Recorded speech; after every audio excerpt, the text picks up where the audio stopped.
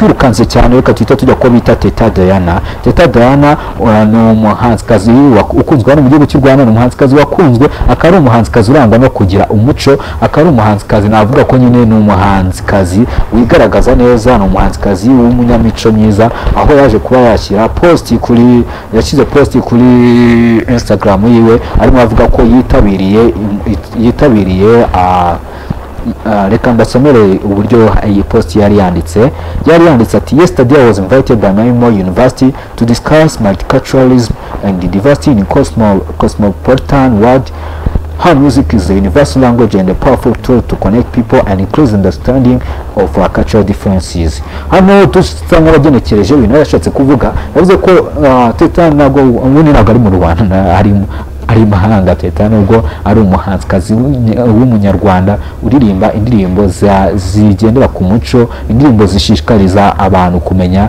kwiga umuco wacu, tukamenya ese umuco wacu ni uwuhe. Uwo Teta rero yaje kuba yaritabiriye n'ibitaramo yaritabiriye, aho bari guhuza, bari bahuriye hamwe n'ibindi bihugu bigiye bitandukanye, ibihugu abantu bagiye bafite imico itandukanye barahura hamwe bagiye kuganira ku kintu kimwe gusa. Icyo kintu nta kindi ni ukuba baganira ese ni gute umuziki wawe ushobora kuba universal language, umuziki wawe ni gute umuziki dukora ushobora kutubiriramo nyine language, how music ari universal language, ni ukwanga ururimi rwumva. Tuvuge niba nje nawe duhuye dushobora kuvuga Ikinyarwanda, mvuga Icyongereza natazi Ikinyarwanda, ariko kubera umuziki mwaba tukaba twakommunicatingana tukumvikana bitewe mu buryo bw'umuziki. Ari mpamvu avuga ati dukomeze duharanire gushishikariza cyangwa se kwigisha abantu umuco, bamenye umuco n'iki, ariko dukoresheje iki, tubigisha dukoresheje indirimbo. Kandi mbibutse ko nyine mu ndirimbo urumva ni tekinike nyinshi zakoreshwa.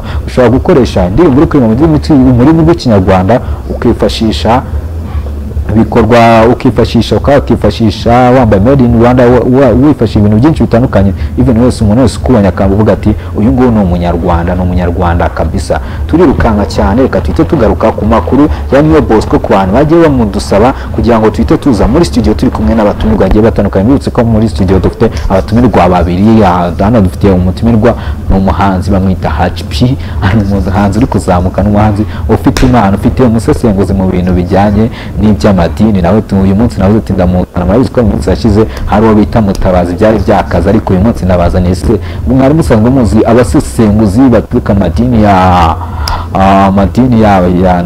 yandi, ariko uyu munsi nazanye umusesenguzi w'umuyisilamu. Vibes no dushya gusa ninjye umuntu bazanira ibyiza. Reka rero tubanze tuvuge ko bita Niwe Bosco. Ese Niwe Bosco bimeze bita, amakuru ya Niwe Bosco nayaye? Abantu benshi ndakeka umuntu ambajije amakuru ya Niwe Bosco ni umuntu usobanutse cyane, kuko murabizi ko ejo bundi ndabanza mbasomere post ya Niwe Bosco, yashyize kuri Instagram yiwe.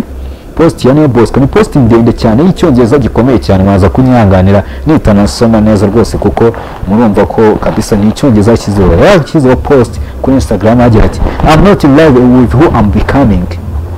It doesn't sound usual, but I miss my past more than future. I feel disheartened. It's planning to pretend in the reality where time is revealing everything ahead of any of my surrounding. I'm tied up with nothing apart from neglecting myself, wondering how I'm feeding others' stomach. Meanwhile, mine is starving.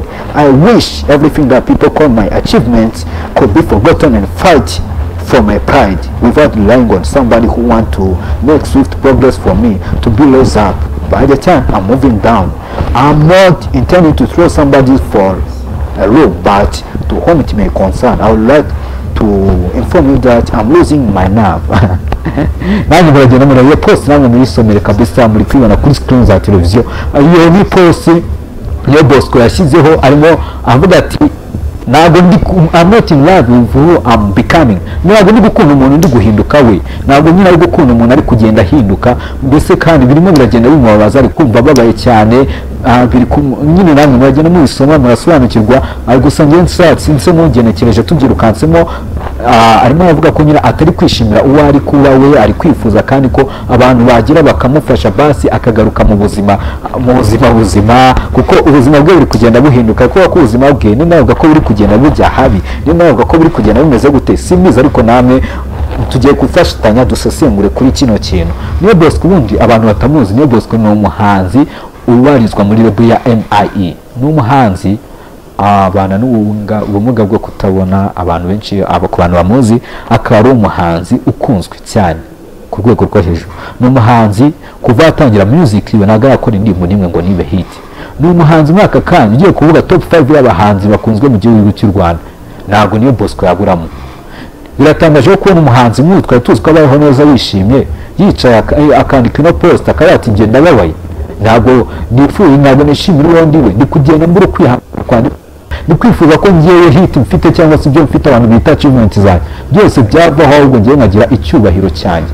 Ibi ndari kubivuga, impamvu ari kubivuga ni uko birazwi ko nyine hari manager afite umuntu umumanaginga, afite ukuntu ibintu bimeze. Kandi Niwe Bosco si indirimbo gusa akora, si umuhanzi gusa, si indirimbo zo gusa akora, yandika indirimbo n'abandi bahanzi, cyane ko binavugwa ko ari umwe mu bantu bandika indirimbo kandi bakanahenda cyane. Uko Niwe Bosco n'indirimbo imwe bivuga ko ayandikira $1,000 indirimbo imwe ku muhanzi ayandikiye. Ubwo umuhanzi yandikiye iyo ndirimbo aramufasha muri studio n'iki, urumva akamukora amafaranga runaka. Sinzi impamvu rero Niwe Bosco navuga ko ari mu marira gusa. Turongera tugaruke kuri kariyeri ya music, cyane ko kariyeri ye si ukwandika indirimbo, arashaka nyine gukomeza music. Nicyo kintu tujya gusesengura kandi dukomeze tukigendanemo twese, kandi namwe mugende mumfashe kuri message muri mugende mwandika kabisa dufatanye. Uyu rero Niwe Bosco rero nani ngiye kumuvugaho amaze imyaka igera kuri itatu cyangwa irenga amenyekanye, kuko ndakeka amenyekanye mu mwaka 2019 ubwo yakoze indirimbo z'amahiriti, peer pressure, ibanga, urwandiko, urugi n'izindi nyinshi cyane. Ajya akora indirimbo nyinshi ku buryo wavuga ko nyina ari umuhanzi ukabisa umeze neza, uhagaze neza, kuko mu minsi yashize yasohoye na EP 6 weeks of Niwe, aho yamaze ibyumweru 6 buri cyumweru asohora indirimbo ayihereza abantu. Ariko noneho nyuma y'icyo kintu, nyuma y'ibyo byose ibikorwa byose yakoze, ndahita mva kuri Niwe Bosco mpite mujyanye n'abandi bahanzi, nubwo kujyanya abahanzi burya atari byo. Ariko muri aka kangiye mugiye kwihanganira ikosa ngiye gukora, ngiye kumujyanya n'abandi bahanzi nubwo atari byo. Niwe Bosco nawe uhita amufata mujyanye no bita Chris Easy. Chris Easy amenyekanye nubwo yatangiye umuziki kera, ariko amenyekanye mu mwaka 2022 cyangwa 2021 ndakeka 2021 mu mashu n'izindi. Ariko muri uwo mwaka amaje kuba yajya mu Burundi, yakoze igitaramo mu Burundi, urumva yasohotse igihugu. Tumuve Chris Easy nta bintu birenze byinshi yakoze, wenda nubwo yakoze ibintu byinshi ntago mbiforeje, ariko reka twite twigira kuri Afrique none umenyekanye vuba muri uyu mwaka kabisa kuri nimba y'agatuntu. Afrique amaje kugenda mu bihugu bitandukanye, amaje yakoze movement mu bihugu bitandukanye, yagiye mu Buganda akora collab, ava mu Buganda ajya mu Burundi akora ama stage atandukanye, andi bintu bavuga ko mu minsi nimba ashobora kuba ari muri Leta Zunze Ubumwe za Amerika. Tuve kuri Afrique tujye ku bandi bahanzi, turajya kuri